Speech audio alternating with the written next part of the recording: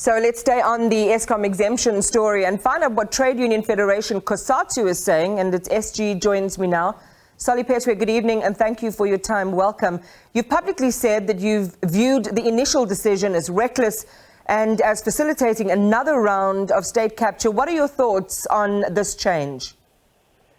Well, we think that on our change, we must, on the change of the minister, the change of mind, we appreciate that. We think that the minister and his government have listened to the views of the public and the views of the workers in South Africa, that what they were going to do is giving Eskom an exemption was one of the process of leading to another state capture of corruption.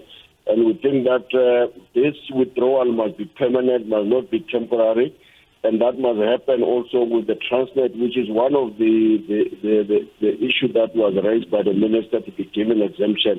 Because for us, we don't see a reason why irregularities and sort of managing of the process of procurement at Eskom or any other SOEs must be privatized or must be exempted. We think that the public must know what is happening in all the SOEs.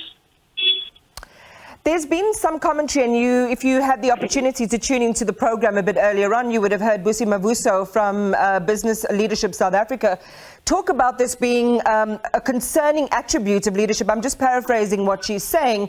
In other words, that the route that the ministry, the Treasury now wants to go in consulting the auditors and the Auditor General's office is something that they should have done in the first place. And it signals a lack of decisiveness and leadership and builds on that trust deficit between government and the public. What are your thoughts on that? Well, I think that the issue of consulting the Auditor General for us is not a big issue, but we think that the issue of the leadership capacity is a matter that we have been raising all along and all over for some time, and that as I'm repeating myself, is that the issues of procurement, issues of management at Eskom must be publicized, must be known by everybody what is happening in all the institution or the SOEs.